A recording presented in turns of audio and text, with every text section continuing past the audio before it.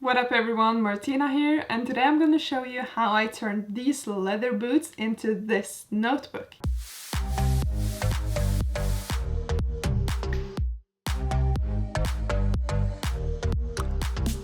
I'm also going to give this away on Patreon, so if you're interested, check out the link below.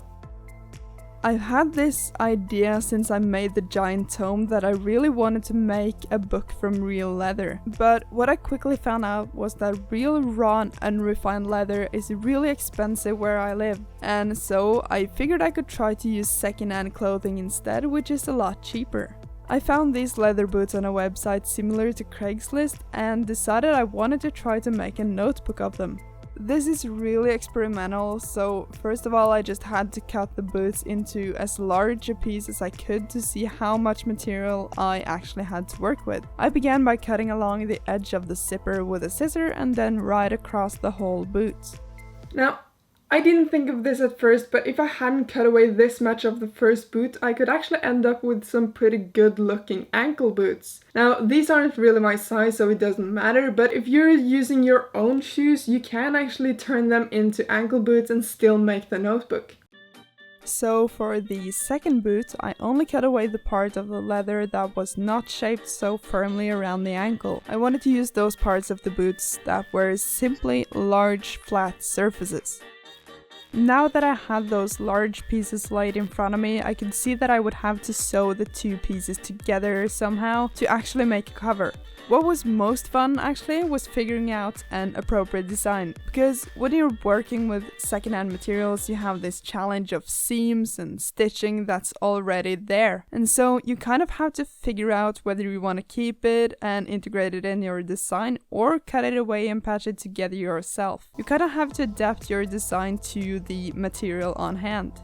I decided to work with the seams that were already there, so I cut away a bit of material on one side to make the edge straight, and then I could sew the pieces together. I also tried to replicate the stitching so that it would look more like a conscious design choice. All I used for stitching the leather was an awl to punch the holes, a thick needle and some waxed thread. I'll link to everything and make a materials list down in the description. With those two pieces patched together, it was a lot easier to decide on a proper size for the cover. I made it a bit larger than the width of an A4 page, as this is what I'll use for the pages of the notebook. I cut the leather into a rectangle so that I got rid of all the folds. I was a bit annoyed at the other end of the piece I had sewn on, but I didn't want to chop it off either, as this could increase the strength of the spine, so I stitched that in place too.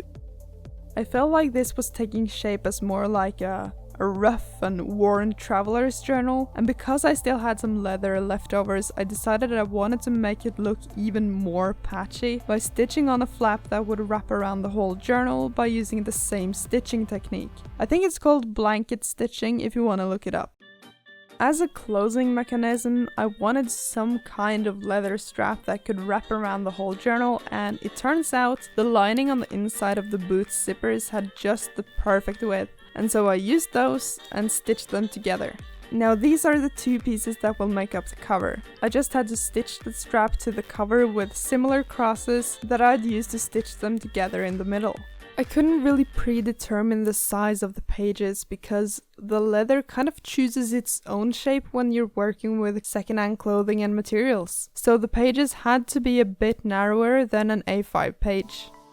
This was pretty much an experiment for me already, so I also wanted to try to make the ends of the pages look all rough and torn, so I created a template page in the correct size, and then I could grab all the pages 2 by 2 to rip all the edges along a metal ruler. With all the pages ripped along the edges, I could start to fold them in half and divide them into signatures. A signature is a stack of pages that you sew together to make a text block, and you put the text block inside your book covers. You usually use between 4 and 8 pages in one signature. I used 4 because I'm using sketchbook paper, which is a bit on the thicker side. The reason why I like to use sketchbook paper is because I personally think it's more comfortable to write on, and if you want to draw something, even just occasionally, you've got the paper that can handle it.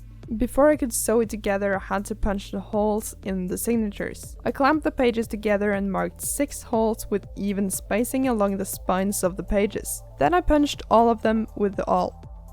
At this point I wanted to try another stitching method than I had already done in the tome, so I'm going to make a text block. This is quite simple. We start off by inserting a needle in the first hole inside the first signature. Then we sew in and out all the way down to the end. When we reach the end, we sew in and out all the way back up to the top. Now that we have the needle on the outside, we can simply insert it into the top hole of the second signature. When we get to the second hole, we'll have to do one thing that we'll do for the rest of the sewing. We thread the needle under the thread of the signature underneath and make a loop around it. When we've made the loop, we can insert it back into the same hole and continue sewing. In the end, we'll have this nice text block.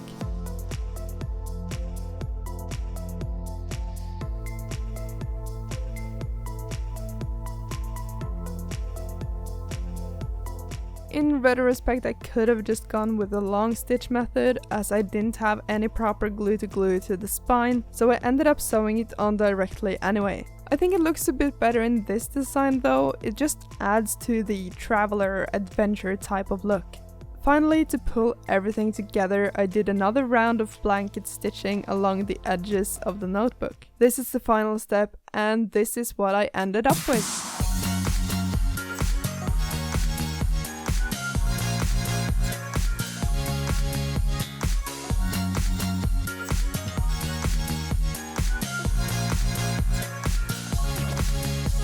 As I already mentioned, this is going to be a giveaway, so check out the link below if you want this notebook.